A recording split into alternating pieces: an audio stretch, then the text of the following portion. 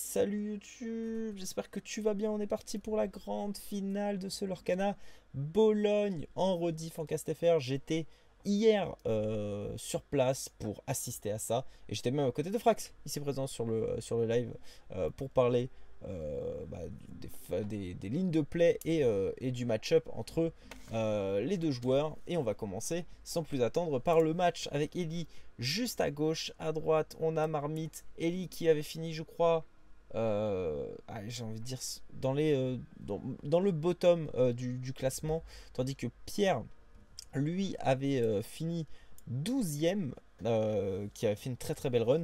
Donc qu'est-ce que ça veut dire? Ça veut dire que quand vous faites dans les 9 rounds un meilleur classement que l'autre, et ben on obtient le rôle du premier joueur, ce qui permet donc d'avoir un léger avantage. Tout dépend du deck. Là en l'occurrence Pierre Guillemot alias Marmite a un avantage en jouant Steel Song. On passe à la phase de Mulligan. Quelle est la phase de Mulligan pour ceux qui ne connaissent pas forcément le jeu? On décide de faire une main de départ de 7 cartes et si on a des cartes qui ne nous plaisent pas, on peut les échanger, les mettre en dessous le deck et on pioche 2, 3, 4 nouvelles cartes en fonction de ce qu'on veut changer et ensuite on mélange le deck pour rejouer l'aléatoire, ce qu'on appelle la variance.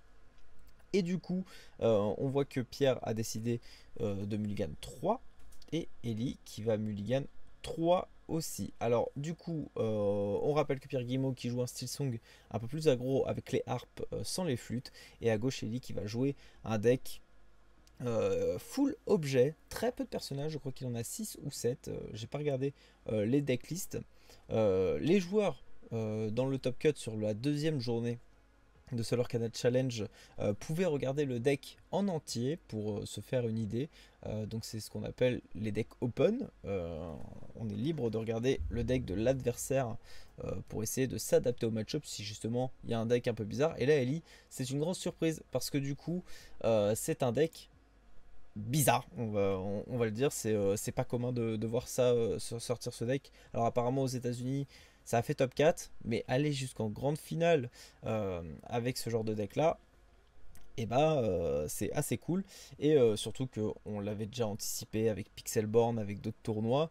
On avait essayé d'anticiper tous les decks possibles, mais celui-là, et bah c'est un peu différent. Et du coup, on est parti sur cette game de Lorcana Challenge Bologne. Alors, je crois que je suis un peu trop grand. Je m'en excuse. On va essayer de hop, baisser ça. Et on va se mettre ici, je pense. Hop. Voilà, on se met là. Au pire, si ça gêne un peu, c'est pas. Je verrai en fonction. Et on est parti du coup sur un Robin T1 de la part de Pierre Guillemot alias Marmite. Vous allez voir que Ellie ça va aller très lentement au début, puis ça va aller très vite. Donc si ma voix commence à débiter énormément de mots à la fois, va falloir m'arrêter. Donc n'hésitez pas, si vous comprenez pas quelque chose dans le chat en direct, et bah dites-le. Popcycle qui est de sortie, c'est la glace à l'eau qui permet de piocher une carte et ensuite elle peut soigner 2 dégâts si jamais un personnage a des dégâts sur le terrain, mais il faudra la bannir si on veut soigner. Pierre va jouer une Médusa qui coûte 2, c'est une 1 d'attaque et 4 de vitalité, mais par contre ça chante à 4, donc ça peut faire des chansons à 4 comme Zeus, et on termine son tour. Là ça va assez vite entre les deux joueurs français, ils se connaissent, là ils parlent en français, il n'y a pas cette pression de on tombe sur un anglais, un espagnol, un italien, donc là c'est assez fluide. On joue le Scuttle, le Eureka qui permet de regarder les 4 cartes du dessus de son deck. Si c'est une chanson, on peut la remettre directement dans sa main. Et là, on a chopé une petite plume en forme d'arête. Et on va donc terminer son tour. Une petite créature sur le board pour Ellie. Ça fait pas mal, comme on voit aussi qu'il y a une reine dans la main.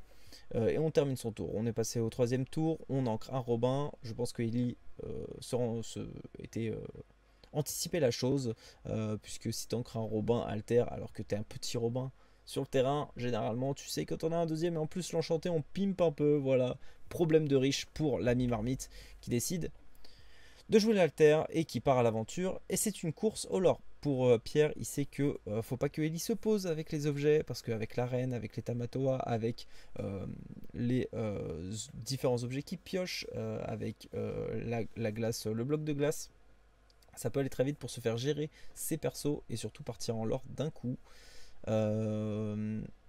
Il se setup, vous voyez, il a 0,4, il a que un Eureka. Ça le pose pas grandement problème jusqu'à ce que Pierre aille au lore à fond les ballons avec Robin des Bois et Ursula. On part à l'aventure, pas de grand danger pour Pierre pour l'instant, il n'y a pas de personnage qui peut le gérer. Et on sort un Lorenz qui est une 0,4 à 2 de l'or, mais s'il n'a pas de dégâts sur lui, il a 4 d'attaque. On termine son tour, on sort des gros persos à 2 de l'or, on est à 5 au prochain tour, enfin potentiel 5 de l'or si jamais Ellie ne gère pas 2 cartes. On va sûrement utiliser l'effet de plume en forme d'arête qui permet d'ancrer une carte de sa main face cachée et non épuisée, donc c'est une ressource en plus à utiliser. On joue Maui qui a charge et qui permet d'attaquer directement une carte. Évidemment on va focus le petit Robin des Bois qui est un grand danger parce que ça a 6 de vitalité, ça a 3 d'attaque et ça part à 2 de l'or. On le focus et on heal directement avec la glace à l'eau qui permet donc du coup que Maui ait seulement un dégât au lieu de 3. On va aller ancrer un brawl. Je pense que là, Pierre se dit un brawl en encre, ça me paraît assez bizarre. Il y en a peut-être un deuxième du coup, ou alors il n'a pas d'ancrable et il va essayer de jouer du coup peut-être un Bifreeper qui va arriver. Et là, du coup, il se questionne, donc il va décider de jouer un Bare Necessities. Il en faut peu pour être heureux en français, pour regarder la main de son adversaire et choisir une carte non personnage pour la défausser. Ça tombe bien, il n'y a aucune carte personnage dans la main de Ellie. Et là, il a le différent choix. Pierre, il est en train de réfléchir. Est-ce qu'on va défausser un brawl pour éviter de se faire avoir si jamais une potentielle réponse est sur le board, un be prepared pour éviter la vrasse, et ça va être un be prepared soyez prête qui permet de bannir tous les personnages, que ce soit de notre côté ou du côté de l'adversaire, et qui permet de remettre un peu les compteurs à zéro. On va terminer son tour. Non, on termine pas son tour, pas du tout. On va directement aller sur le scuttle pour prendre un point de vie et jouer la réponse. Quand réponse est jouée, on permet de heal un personnage. Ça permet de heal un personnage, excusez-moi, pour piocher autant de cartes qu'on a heal. C'est ça jusqu'à 3 damages. Jusqu'à 3 dégâts et on termine son tour. Ellie va directement jouer son atelier de Maurice et puis aller sur la Médusa. Et on a Brawl, voilà évidemment la réponse. Pierre savait pertinemment que la réponse allait se faire dépop par le Brawl, par le bagarre, mais c'est pas grave puisqu'il a, il a le card advantage, il a la pioche, il a plus de cartes que son adversaire, alors que là Ellie est en train de carrément vomir son board, sauf que il vomit son board, mais il y a l'atelier de marmite, l'atelier de marmite, pardon, l'atelier de Maurice qui permet de piocher pour une de ressources supplémentaires si on joue un objet. Et donc là on joue à Let It Go, regardez la Let It Go enchantée, enfin pas enchantée mais promotionnelle du top 128 des challenges. Voilà, encore une fois un problème de riche, c'est vraiment dégoûtant hein, ce qu'on voit là. Pierre qui va sortir la Perdita qui est une 1-6 de l'or, et quand on joue ce personnage et quand on part à l'aventure, on peut jouer une carte qui coûte 2 ou moins de sa défausse directement sur son board. Donc là on décide de sortir une Ursula et Cendrillon qui a été posé aussi, enfin qui a été chanté du coup.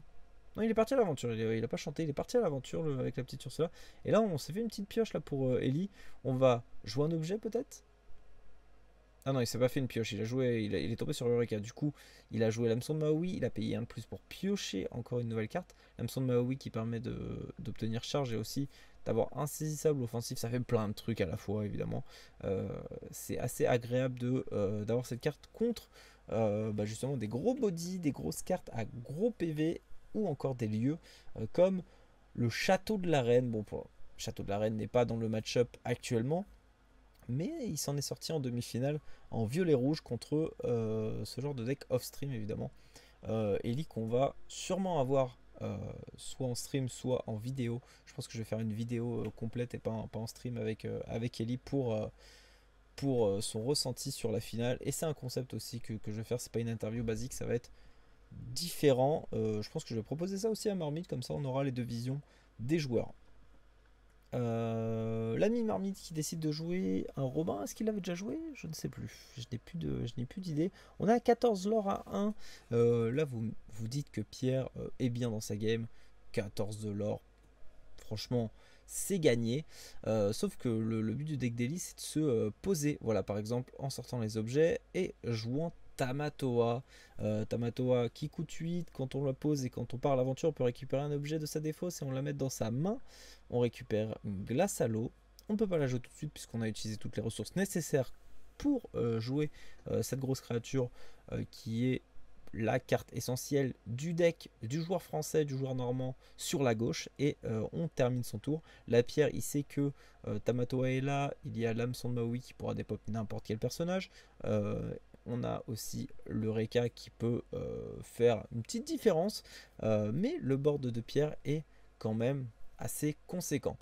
Il sait qu'il n'a pas, il a qu'une carte dans sa main Ellie et que c'est une glace à l'eau. Il n'a pas de soyez prête, il n'y a pas de quoi gérer le board adverse. Donc du coup, là, il y a la réflexion. Est-ce que je décide de laisser les cartes comme ça et ne rien jouer en attendant de voir une réaction de son adversaire et je pars à l'aventure avec tout?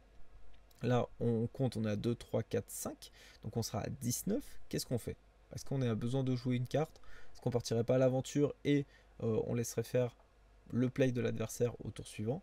Ou alors on décide de jouer quelques cartes pour le moment. C'est la grande réflexion, je pense, de Pierre. Je ne parle pas à sa place, mais moi je pense que à mon humble niveau, à mon faible niveau, je réfléchirai comme ça. On voit dans la main aussi qu'il a, un Tuon la Bête qui permet de faire 2 dégâts à chaque personnage en face. Et c'est ce qu'il fait. Donc comme le Eureka est une 1-2, le Eureka va être banni.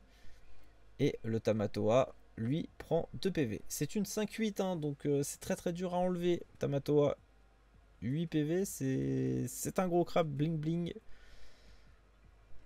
Et on a, voilà, bon, voilà, on a des glaces à l'eau. Et là, vous allez voir que ça va aller très vite. Il pose glace à l'eau, il pioche une carte.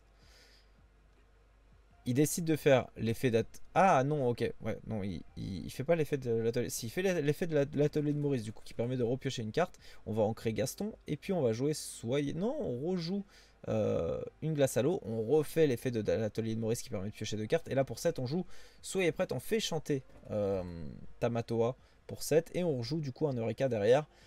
On repioche 4 cartes, si on a une carte objet, qu'est-ce qu'on fait? On va récupérer une vitalisphère, on va récupérer un bouclier. Là, on a beaucoup d'objets, donc on en met beaucoup aussi en dessous le deck. Donc ça réduit nos probabilités de toucher une carte. Et on décide de jouer la reine, qui est aussi une des cartes maîtresses de son deck avec Tamatoa. La reine qui a littéralement grimpé de ouf après ce match-là en termes de prix sur card market. La reine, c'est une 3-3 qui coûte 3, 1 de l'or, mais c'est plutôt son effet quand on l'incline qui permet de regarder les 4 premières cartes de son deck. Si c'est un objet, on la met dans sa main. Et si elle coûte 3 ou moins, on peut la jouer directement. Donc si on la joue directement, on peut faire l'effet. Et en plus, avec l'atelier de Maurice, on peut repiocher. On a détruit le board complet de Marmite avec Soyez prête, évidemment. Et là, du coup, on est à 18 de l'or contre 2. Il reste plus que 2 de l'or. Donc, on décide de poser le board complet avec la Médusa, avec la Ursula. Je confonds Ursula et Médusa juste avec cette carte, je sais pas pourquoi. La Ursula, le Robin des Bois. On se dit c'est bientôt gagné, mais là on joue Ice Block qui permet de faire 1 d'attaque de moins au choix de son adversaire. On le pose. Ah, on le pose et on le pose pas. Ah non, on a fait l'effet de la reine. Donc, on a pris Ice Block. On remet les cartes en dessous.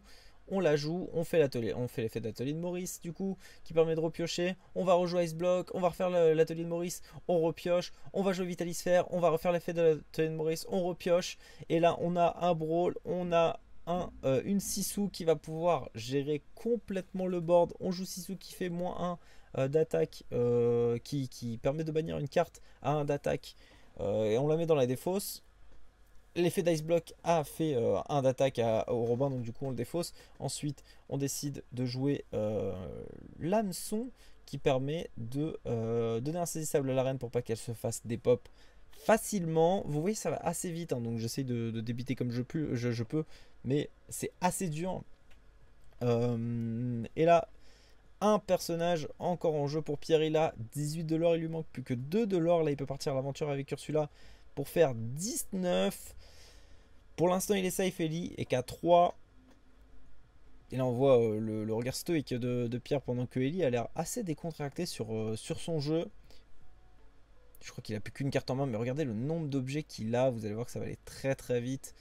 À partir de ce moment-là, on décide de jouer Monsieur Mouche qui est une 3-3. Donc ça se sécurise l'ice block, sauf si on en a deux. Et dans ce cas, dans le cas ici présent, Ellie en a deux. On récupère une glace à l'eau et là on va refaire exactement le déroulement précis du tour d'avant. On fait l'effet de la reine. On récupère un S-block, on le joue directement puisque c'est l'effet de la reine. Et pour un supplémentaire, on va piocher avec l'atelier de Maurice et on récupère encore une soyez prête. Oh là là là là. Et là, bah, on va pas la jouer tout de suite pour l'instant, on va jouer glace à l'eau. On fait l'effet de l'atelier de Maurice qui permet de piocher 2. On récupère une grosse 6 sous en plus alter. Et la grosse 6 sous alter fait tellement du bien puisqu'il y a les S-block en plus qui sont présents. On va mettre les deux S-block sur Monsieur Mouche qui a un d'attaque. Et là, on va, je pense, alter la grosse 6 sous. Et gros 6 sous qui permet donc de bannir tous les personnages ayant 2 d'attaque ou moins. Est-ce qu'on en crée quelque chose ou pas? Avec du coup la plume en forme d'arête, non, on décide de rien faire. J'aimerais bien savoir quelle est la réflexion d'Ellie, puisqu'il sait que dans tous les cas, le Monsieur Mouche et la Ursula vont partir. Ouais, voilà. Donc c'est ça. Donc on bannit les 2 personnages sur le board et on part à l'aventure avec tout le monde. On est à 3 et 4 de l'or. On est à 7 et là, on va essayer de rattraper un peu son retard. Pierre, lui, va devoir jouer les personnages. Voilà, va devoir jouer un maximum de personnages. Il y a une réponse et il y a un porcinet présent sur le terrain. Et là maintenant il espère. Il se dit dans les probabilités c'est bon, il m'a tout sorti. Mais bon il y a les S-block, je pense qu'il manque des brawls. Il y a des soyez prêtes qui peuvent arriver. Il y a encore des grosses issues peut-être. Et là Ellie se demande qu'est-ce qu'il peut faire. Et ben on va sortir un autre atelier de Maurice qui permet de repiocher encore une fois. On récupère. Et là il a tout pour lui. Hein. Il a tout pour lui puisque on récupère votre aura vous invite à la fête. On le chante, du coup on fait -2 à Eureka, c'est l'effet. Et du coup on donne -2 aussi à Porcinet. Par contre le Eureka n'est pas mort. Eureka a 2 de défense, donc le Eureka vire normalement. Si je me trompe pas. Non c'est une 1-3 je crois, c'est pas une 1-2 en plus. Donc je ne sais pas. Et on va du coup dérouler encore avec le nombre d'objets, mais c'est innombrable là. On chie le board d'objets et on fait l'effet d'atelier de Maurice à l'infini. Et donc on passe de top deck à genre 25 cartes dans la main. Et c'est ce qu'il fait. Il récupère, il pioche, il récupère, il pioche, il récupère, il pioche. Pendant ce temps-là, il va ancrer Flavorsham parce qu'on a besoin d'obtenir de la pioche. On joue Brawl pour bannir directement la réponse. On est parti à l'aventure avec la grosse issue. On est à 10, à 19. Là, on est à 3, 4, 5 de l'or pour Elive et Pierre. Tandis que Pierre, lui, a une Ursula qui permet de l'avoir létale on board. Maurice, il régale. Je pense qu'il n'y a pas que Maurice qui régale. Là, il y a tous les objets qui possibles. Enfin, tout ce qui est présent sur le board. Tout ce qui est présent sur le board régale. Il a plus d'objets que j'ai d'avenir. C'est exceptionnel. Et là, il faut se rendre compte que Ellie est un deck builder, mais genre vraiment, c'est un génie incompris. Hein. C'est celui qui deck build à fond depuis le 7-1. Moi, je sais que je le vois souvent en ligue et qui vient me voir, il me fait Maxi, j'ai un deck de fou. Et voilà, on sort le soyez prête, évidemment. On sort le sous-fétiche à côté parce qu'on a assez pour le jouer. Et là, le sous-fétiche, Pierre commence à anticiper la chose. Si le sous-fétiche est sorti, ça veut dire que Tamatoa va arriver sous peu. Maintenant, il va falloir sortir une carte personnage. Et là, il regarde, il fait oh, j'ai quelque chose. Qu'est-ce qu'il a? Est-ce qu'il bluffe? Est-ce qu'il... Là, c'était vraiment au New World. Et voilà, on sort le Tamatoa. Et du coup, on dit GG. Alors, je reviens un peu en arrière de pourquoi GG. Alors qu'il a 12 de l'or. Si je rappelle, l'effet de Tamatoa, il gagne un nombre de l'or équivalent au nombre d'objets qu'il y a sur le terrain. Là, vous regardez le nombre d'objets qu'il y a. On est à 3, 4, 5, 6, 7, 8, 9, 10, 11, 12. 12 objets. Sauf que il a le mal d'invocation, on ne peut pas partir en lore directement une fois posé, mais il y a le sous-fétiche qui permet pour 2 d'encre de gagner l'équivalent lors d'un personnage au choix. En l'occurrence, il n'y a que Tamatoa, on paye 2, on part à 12, on est à 24, on gagne la partie et ça fait un 0 pour Ellie qui a géré le board comme jamais, qui a pas perdu son sang-froid, qui n'a pas stressé.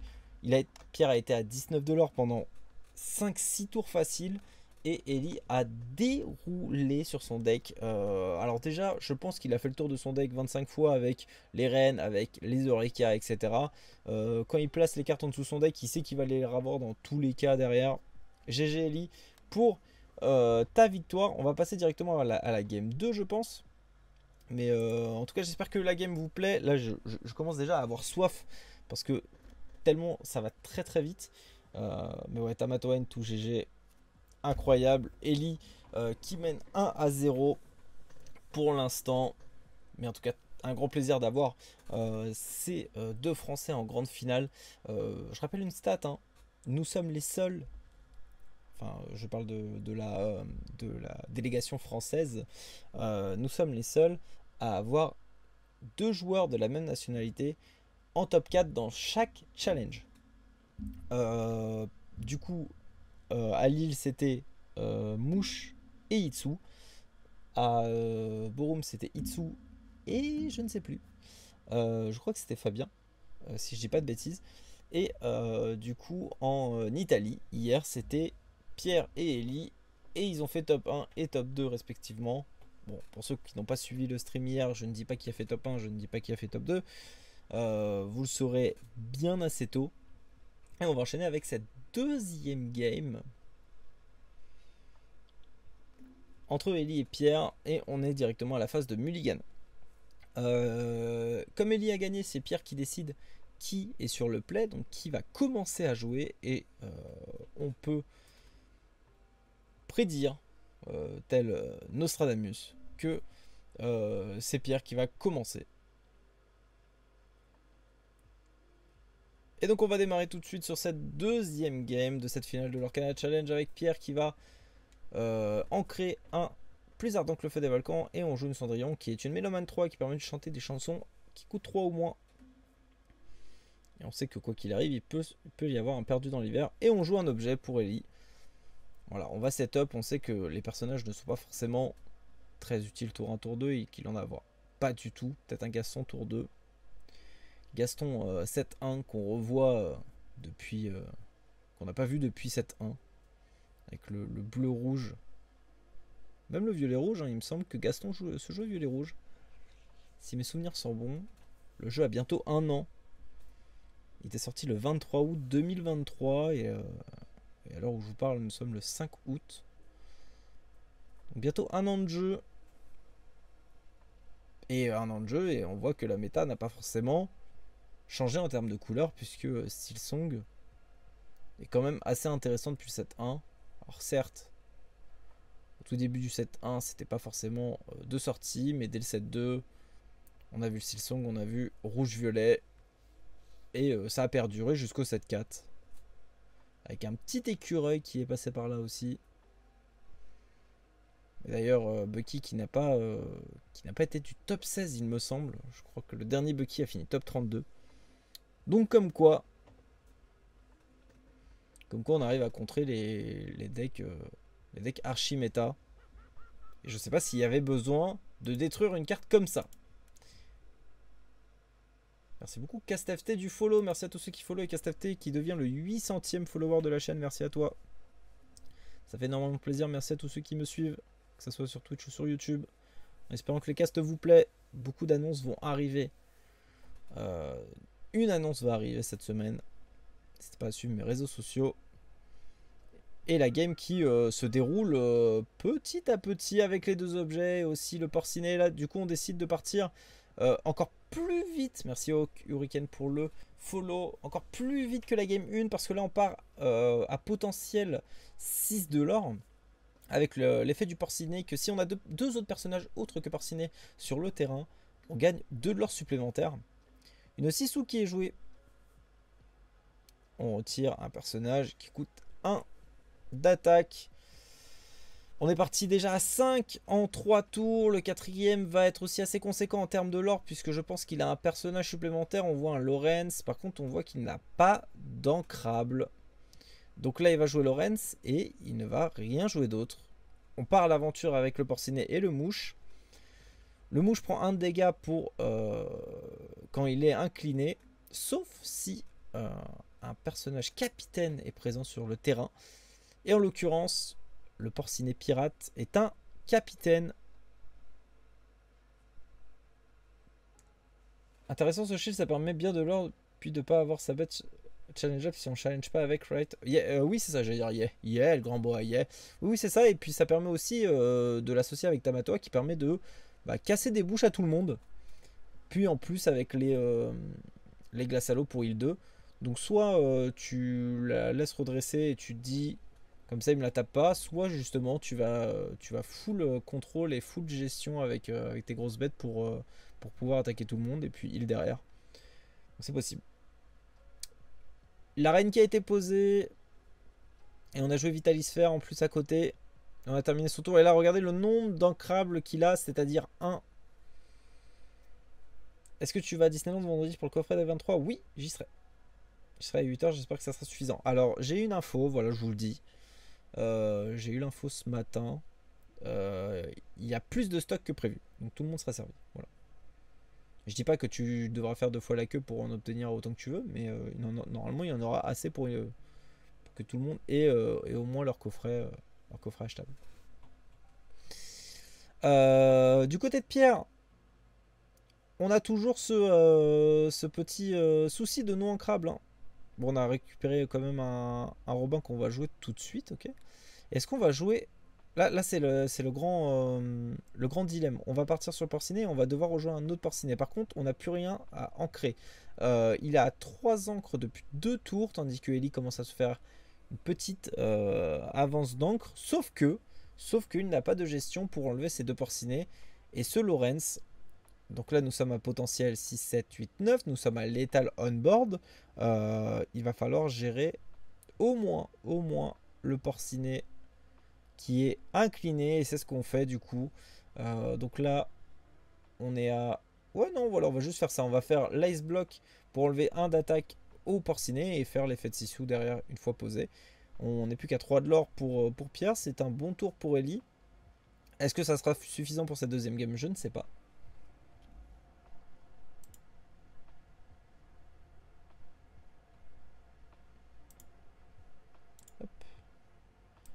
Attention, t'as un bot. Ouais, je sais, je viens de le bannir. Je suis pas là pour scalp. Si j'en ai un, ça me suffira très bien. Bah oui, moi aussi, je suis pas là pour scalp. Moi, je vais en acheter 5, mais je vais vendre à des amis au prix marché. Enfin, au prix que j'ai acheté. C'est parce qu'ils peuvent pas s'y rendre, donc du coup, je les mets bien. On a joué Flavorsham qu'on n'a pas vu de la game 1 parce que je pense qu'il n'avait pas besoin de pioche et de détruire les objets pour pouvoir jouer Flavorsham. Donc Flavorsham, une fois qu'elle est jouée ou qu'elle part à l'aventure, on peut bannir un objet sur son terrain pour piocher 2 cartes. Donc un gros système de pioche. Et on termine son tour. Là, si un gros Robin est de sortie, bah, c'est fini pour Ellie et Pierre qui revient à égalité. Sauf que non, nous sommes à 19 et on revient au scénario de la première game. 19 à 0. On a 2 ce rêve bleu. 2 ce rêve bleu pour le moment pour Pierre. Qui décide de ne pas jouer pour le moment. Et Ellie qui va contester cette game parce qu'il ne peut rien faire. Il n'a pas de gestion sur le Robin et sur le Lorenz qui a 4 d'attaque. Ellie qui remporte, Pierre qui remporte cette première game. Nous sommes à 1-1. Des gens pourront en acheter 5, refaire la queue et en reprendre 5. Oui, c'est ce qui a été indiqué. Ouais. Oui. Après, est-ce qu'il y en aura pour que la deuxième personne qui refasse la queue en achète 5? Là, par contre, j'ai des doutes. Voilà. Et Pierre qui remporte de la Team Michael. Et là, c'est assez serré entre les 2 joueurs. Du coup, 1 partout. Entre ces 2 Français. Je rappelle, finale 100% française en Italie. L'invasion a commencé samedi matin à 9h et a terminé dimanche à 18h. À la fin, il en reste plus que 2. Et les 2 sont français. Il y a beaucoup de joueurs français qui sont venus pour ce Lorcana Challenge de Bologne. Hein. J'ai pris l'avion le vendredi matin à 6 h et en vrai, si l'avion, je donnais un pourcentage, il y avait facilement 60% de joueurs de Lorcana. Je tournais la tête à gauche, il y avait un joueur, je faisais 2 pas, je regardais à droite, il y avait un joueur. C'était vraiment, voilà. C'était une grande colonie et qu'est-ce que ça fait plaisir de voir autant de motivés. Et je pense réellement que les Français sont les plus présents à se déplacer dans les tournois. Et donc c'est trop cool en espérant qu'à Birmingham il y ait autant de joueurs qu'il y a eu à Bologne. Et que ce soit un autre Français. Ce serait bien d'avoir un troisième Français. Sur 3 challenges, 2 Français ont remporté les challenges du coup. C'était à Borum et Bologne. Je ne spoil pas encore le gagnant. Mais dans tous les cas, c'est un bleu, blanc, rouge qui gagne ce challenge.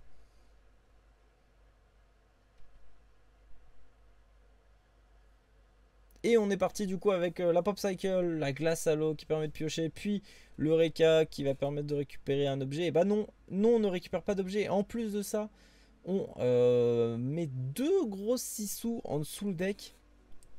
On les met dans l'ordre qu'on veut évidemment. Donc on les met le plus en avant possible pour être sûr de peut-être pouvoir les repiocher si jamais on arrive sur la fin de son deck. On joue, il en faut peu pour être heureux. Donc qu'est-ce qu'on enlève? Est-ce qu'on enlève la glace à l'eau? Est-ce qu'on enlève votre roi vous invite à la fête? Est-ce qu'on enlève le moteur de pioche du coup d'Eli? Ou on décide d'enlever le moteur de gestion? Et on décide d'enlever le moteur de gestion. Est-ce que c'est une bonne idée de la part de Pierre? Je ne sais pas. À mon avis de caster, je pense que j'aurais enlevé la glace à l'eau pour qu'il évite de piocher. Parce que là, je pense qu'il va la jouer tout de suite derrière. Si je dis pas de bêtises. Non, on décide de jouer la reine. Ok. On joue la reine. Légendaire foil. On pourra faire son effet juste après parce qu'aucun personnage ne pourra gêner celle-ci. Mis à part Lorenz. Évidemment. Glace à l'eau. Qu'est-ce que j'ai dit? Popcycle? Ah non, non, oui, non, non, oui. Tu pensais que fallait qu'il enlève la glace à l'eau. Ok. Ok. Bah ouais, moi aussi j'aurais pensé pareil, mais au final voilà, et du coup ça le sert parce qu'il va le jouer directement et on récupère de quoi ancrer pour rejouer une autre reine. Encore une fois, on a déjà 3 objets de setup, on a de quoi partir à l'aventure. Là on va gagner un supplémentaire avec le Reka. Et on va terminer son tour. Au pire si la reine est bannie, on en a une deuxième en secours. Je crois que du côté de Pierre, la main est encore une fois pas folle. Et là, c'est ce qu'on appelle briquer, c'est-à-dire avoir beaucoup de non ancrables et une ligne de play très réduite. Il a, je crois, 2 ancrables, si je dis pas de bêtises. Il a une Cendrillon. Et je crois que c'est un Lorenz en dernière carte, je ne suis pas sûr. Oui, c'est un Lorenz. Donc qu'est-ce qu'on fait? Est-ce qu'on décide de jouer... on décide de chanter le Lorenz pour jouer perdu dans l'hiver et essayer de piocher? Je pense que c'est sûr. Oui, c'est ce qu'on va faire. On va faire -2, on va piocher. Et est-ce qu'on hardcast, donc ça veut dire ne pas chanter et jouer plein pot, nature peinture, un deuxième perdu dans l'hiver pour enlever la première reine? C'est ce qu'on fait pour repiocher. Et là maintenant par contre il faut ancrer. On a récupéré un plus ardent et je pense que c'est ce qu'on va aller ancrer tout de suite parce que on a une petite Cendrillon à 1 à jouer. Une ressource supplémentaire, bah, c'est pas déconnant et en plus ça permet de chanter à 3 si elle ne se fait pas détruire au tour prochain. Et c'est ce qu'on fait, on joue la Cendrillon et on termine son tour. C'est un bon tour pour Pierre, il s'en est bien sorti malgré le nombre de non ancrables qu'il avait. On termine son tour. Du côté d'Eli aussi, et bah c'est pas si facile que ça de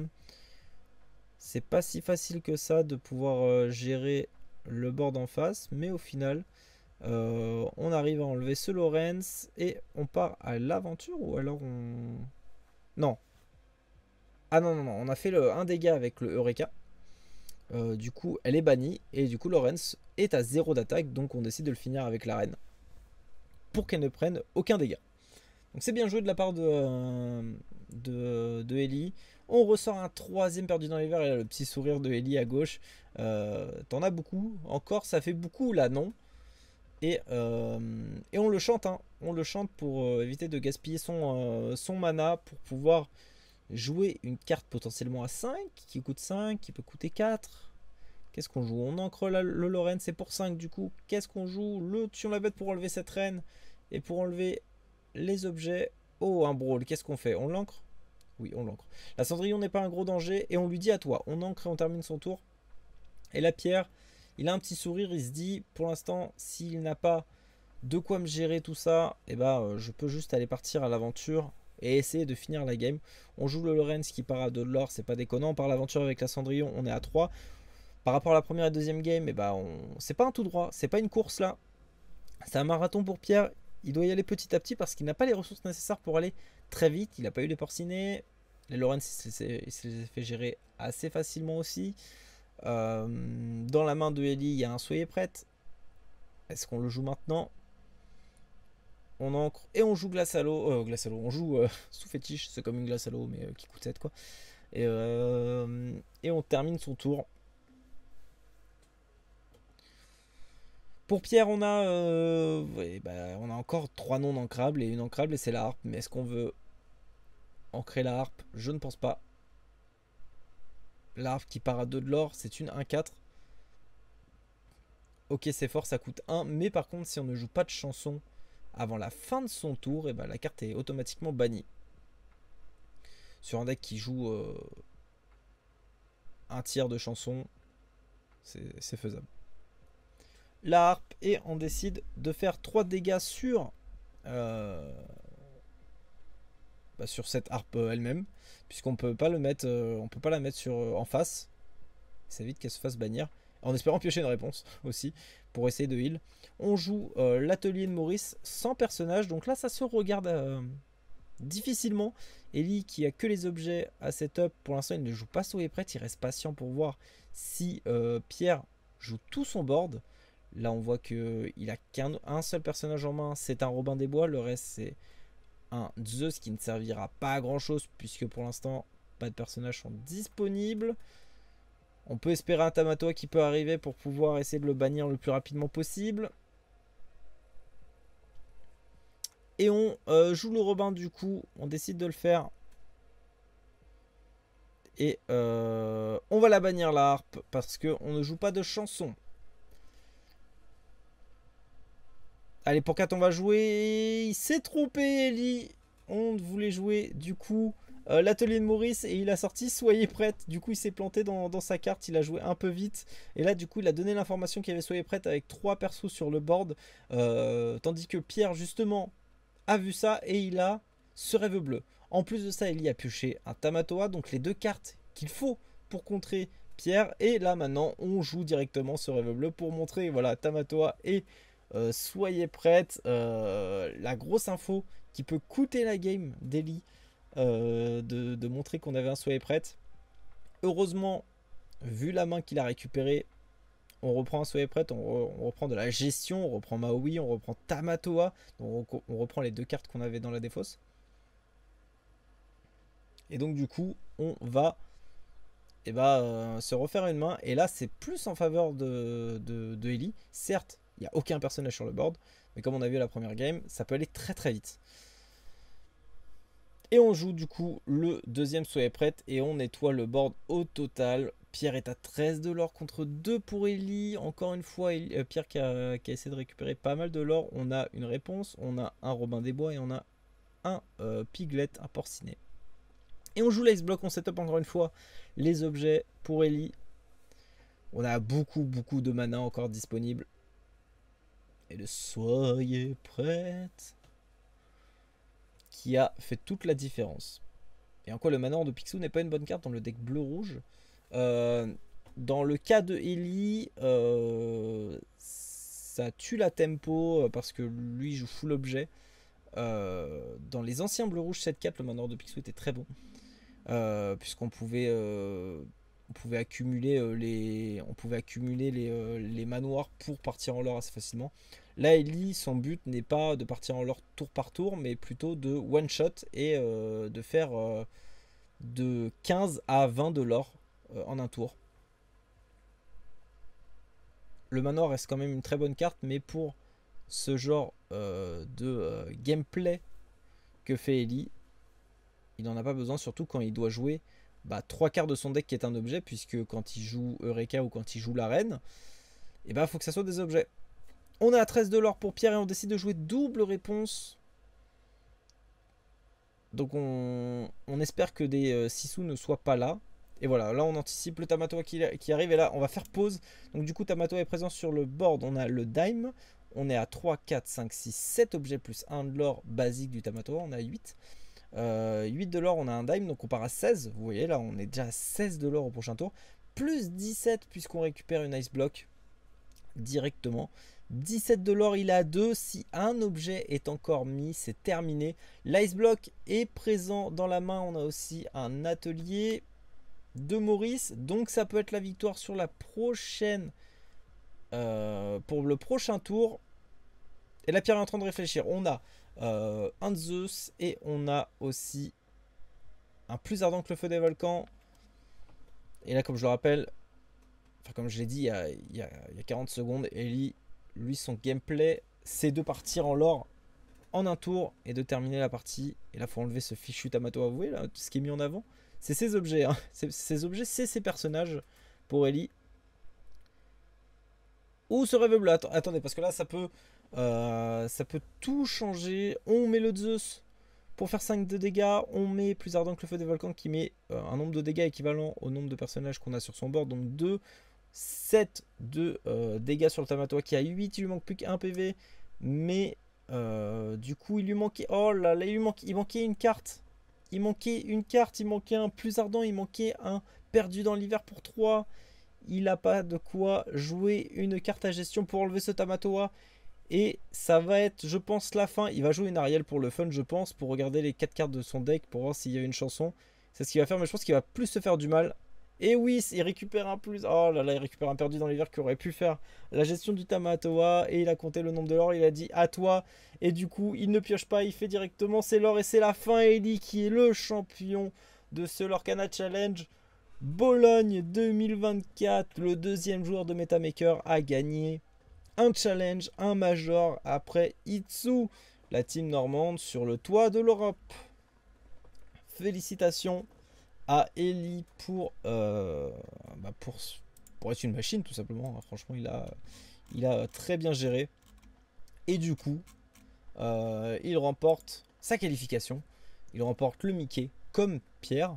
Ce qui change, c'est d'avoir le full set de foil et d'enchanté. Et donc GG à lui.